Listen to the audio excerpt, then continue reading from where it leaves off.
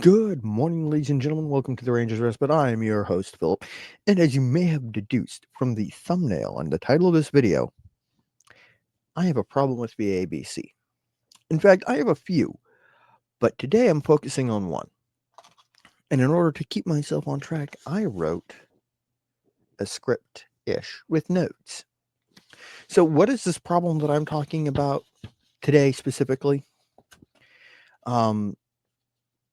It's VAABC's lack of enthusiasm about Virginia Distilleries and the spirits that are made here in Virginia. So, what made me really want to make this video is the other day I got an ad on Facebook. No, not Facebook, Instagram.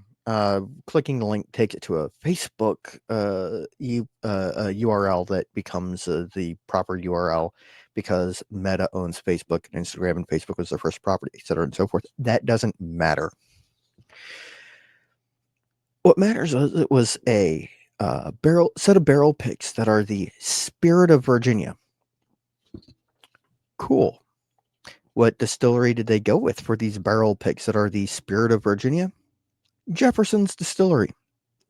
Now, if you are unfamiliar, you may be forgiven for thinking Jefferson's Distillery must be in Virginia because Jefferson was a Virginian, famously a Virginian. In fact, I've been to Jefferson's home, Monticello, out near Charlottesville, just outside Charlottesville. Coincidentally, near the university that he helped found. But anyway, that's, you might be forgiven for thinking that if you are not a Virginia resident or you don't really know a lot about American whiskey.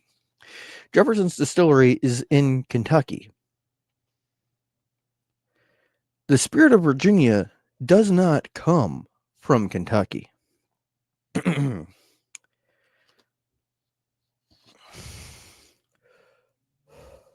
wrote this so that I wouldn't lose my temper and go off track.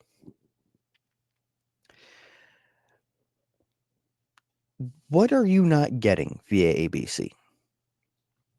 There are so many fantastic distilleries in Virginia to choose from, award-winning distilleries, but you feckless, spittle-dripping lackwits insist on ignoring all of them, ignoring all the brilliance on your doorstep in favor of a mass-market giant based in Kentucky. But wait, not only is Jefferson's based in Kentucky, they're owned by Pernod Ricard, a French company based in Paris. What do they know about the spirit of Virginia? And that made me think about the Maker's Mark barrel pick thing that they had going on for a while that made me very angry and made me post on two different Instagram posts, one of which they took down. The one of the posts that I commented on, they took down because I was getting almost as many likes on my comment as they were on their whole post, calling them out for going with a Kentucky distillery to tell the story of Virginia. Now, Maker's Mark. I like Maker's Mark. They make pretty good bourbon. They aren't in Virginia, they're in Kentucky. They're owned by Suntory. They have nothing to do with the story of Virginia.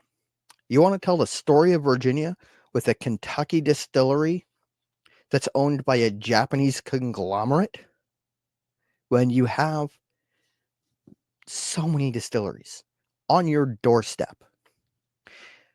Both of these ideas are cool. Both of them have a lot of potential. In fact, I want to look at these ideas and I want to break them down how I would operate them, how I would do them, and how they would be an improvement for VAABC and for the Commonwealth of Virginia as a whole. Let's start with the Maker's Mark story of Virginia told through bourbon. You had it like so that you would go to different regions in Virginia to pick up the different barrel picks. That's a really cool idea. I like that idea, especially since on your website you have the state divided into the following regions: Central Virginia, Coastal Virginia, Northern Virginia, Southern Virginia, Southwest Virginia, Shenandoah Valley, and Virginia Mountains. That's 7 regions. 7 barrel picks. pick distilleries from those regions. You want Central Virginia, Ragged Branch Wheated Bourbon. It's a wheated bourbon, like Maker's Mark. It's made in Virginia. It's made in Charlottesville. It is a local brand from Central Virginia. And I bet you could even get them to do a cool finishing cask if you really wanted them to. From coastal Virginia, you have a handful of really cool options. You've got, for example, Ironclad, which is tied in with Virginia's rich military and maritime history. You've got Vanguard/Cashel in the old Armory building, which is very cool. And you did have 8 Shires. I did a little bit of research just to remind myself, because I was going to put down what 8 Shires bourbon is, because this is specifically in bourbon. And I've come upon the unfortunate news that 8 Shires, the colonial distillery, the distillery that was focused on making spirits in the colonial style using colonial reproductions of colonial equipment, has permanently closed.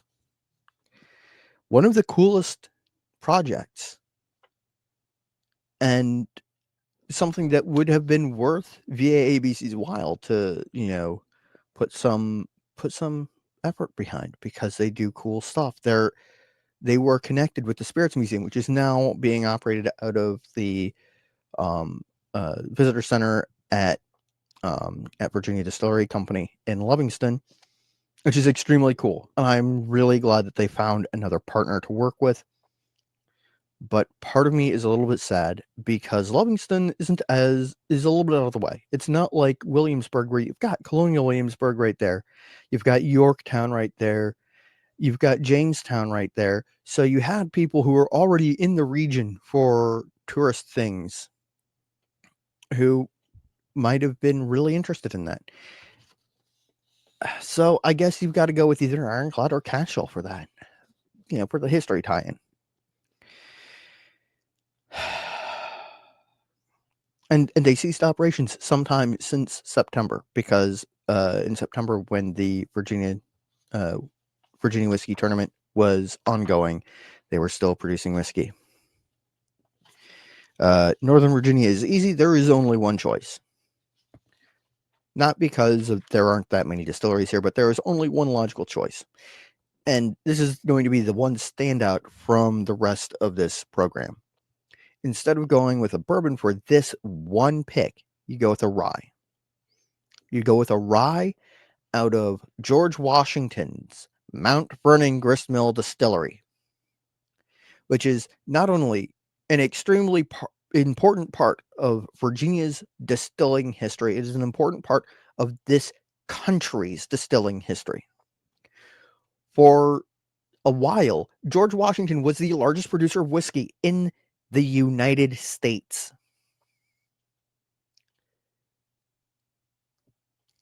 How do you miss that? That is so incredibly cool.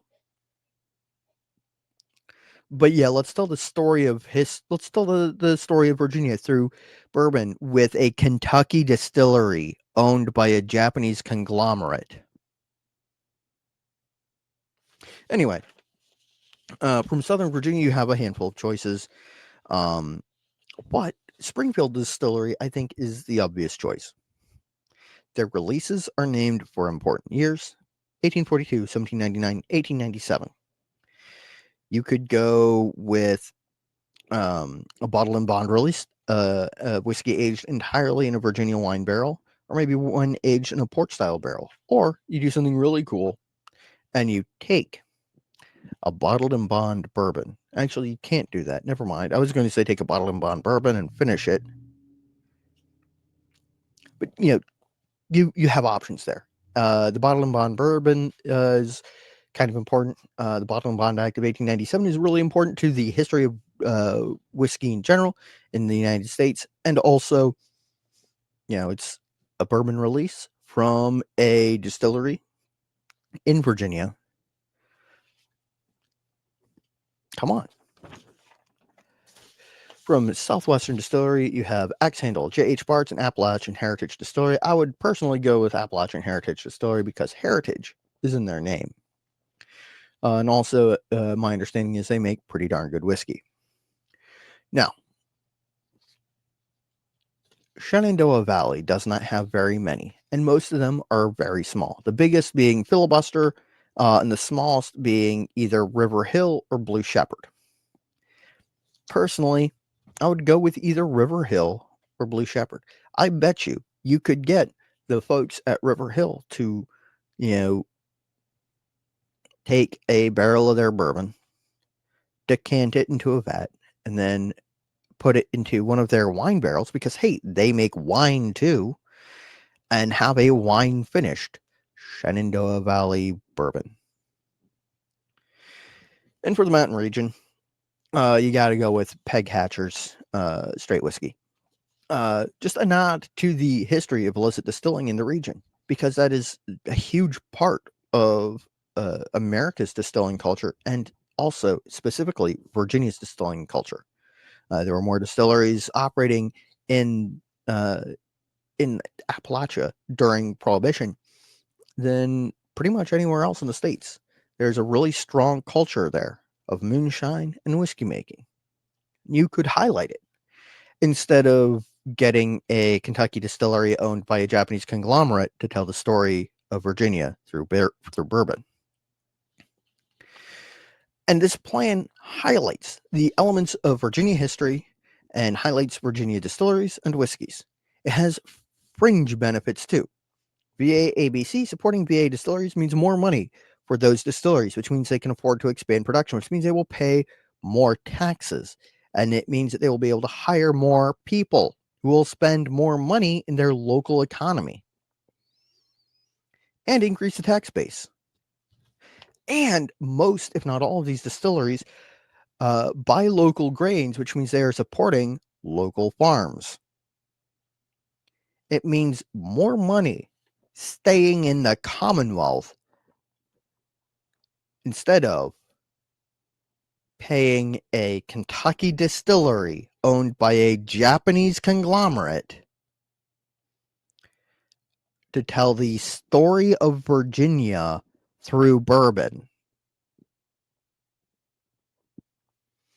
Now, the other one, the Spirit of Virginia. Spirit of Virginia is a really cool idea. Highlight different types of whiskeys instead of just bourbon, and highlight whiskeys made in the Commonwealth, because there are a bunch of options here. Let's say rye whiskey. You got to give it to Catoctin Creek.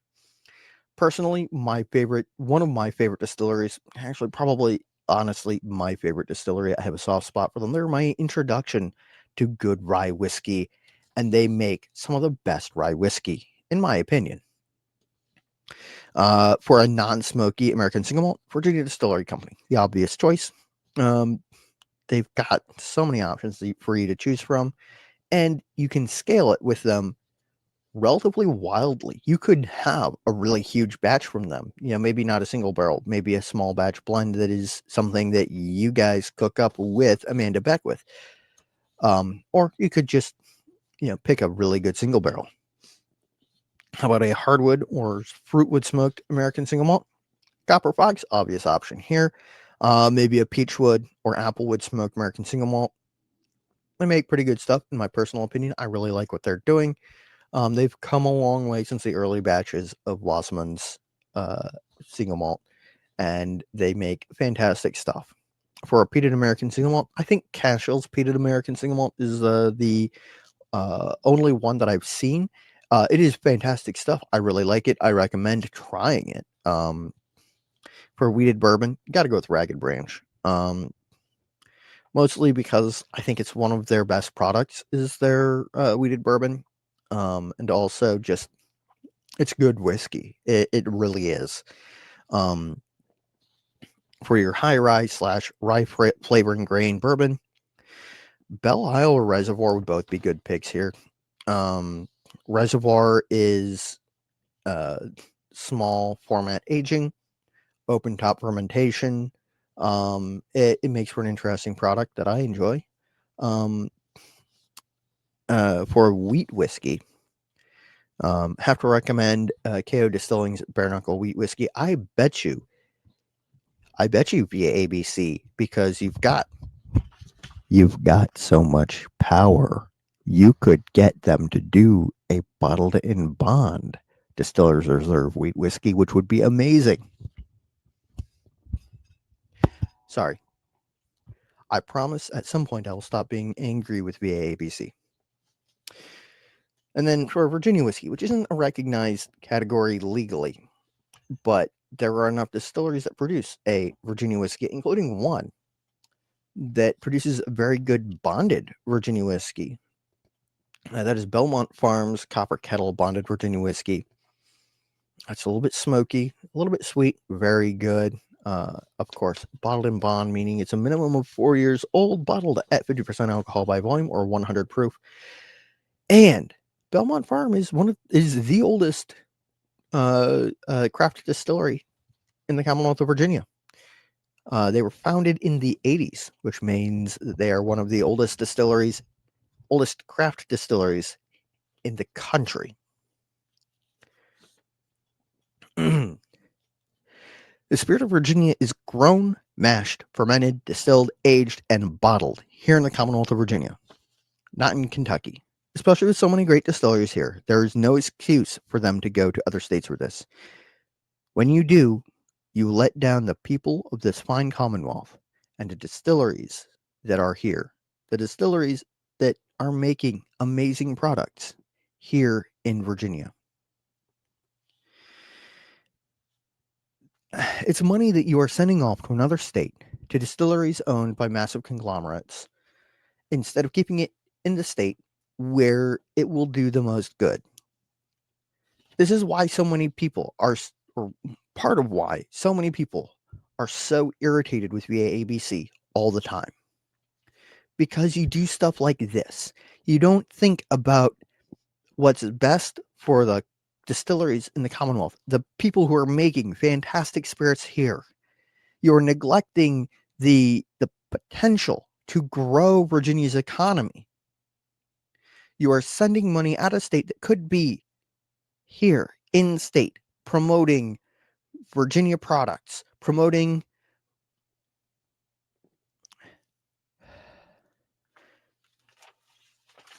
distilleries in the Commonwealth of Virginia that pay Virginia taxes, that hire Virginia people, that buy Virginia grain, that are part of Virginia communities. And you decide that the spirit of Virginia comes from Kentucky, that you can tell the story of Virginia through bourbon from Kentucky? What are you doing? Genuinely, what are you thinking? It is basic level economics. You put more money into a community, and that community will thrive and it will earn more money itself. You have the potential to put money into the pockets of Virginians to spend in Virginia. And instead, you are sending that money to Kentucky, to distilling giants that are owned by Suntory and Pernod Ricard, and it is the distillers of Virginia and the people who care very much about the whiskey that is made here, the people who live here, that suffer. Like I said, I like Maker's Mark. They make decent bourbon. I can't say that I like Jefferson's. I've never had any. Have no interest in trying them. They talk shit about rye, and I'm a big rye guy, so I'm less interested in them. I don't care. What I do care about is Virginia Distilleries. It's why I run the Virginia Whiskey Tournament every summer. And this coming summer, it's going to be short one notable entrant. And I have to wonder if they had gotten a little bit more support from the Control Authority of Virginia, Alcoholic Beverage Control Authority of Virginia, if they might have weathered a few more seasons, if they may have garnered more fans and survived. But it's pointless to worry or think about what could have been. When we focus on what can be, we can achieve more. And I'm going to focus on what Virginia ABC can do in the future to better capitalize on the resources that they have here in the Commonwealth of Virginia. The fantastic distilleries making amazing products, not just whiskey, mind you. For example, Mount Defiance, makers of Old Wolsted's bourbon, also make an absinthe, which is very good. I've had like maybe an eighth of an ounce of this because it's damn powerful stuff and a big, strong flavor, but I like it. When you have distilleries in the Commonwealth that are doing such great stuff and you just ignore them, you make their lives harder, you make them jump through hoops. And that leaves us with the problem of I really like where I live. I like this Commonwealth. I think there are a great many things going for it. VABC is not one of them. Every day I feel more like the benefits of a control authority are outweighed by how little they actually care about good spirits, about the distillers of this Commonwealth, and about their customers. I don't have a good way to end this, so I'm just going to do this. I will address VAABC directly. Yes, I didn't reach out to you. You wouldn't have answered if I did. I don't care for your comment unless it is, we are going to do better. Because you can do better. I know that you can. You just need to do it. So, do better, VAABC.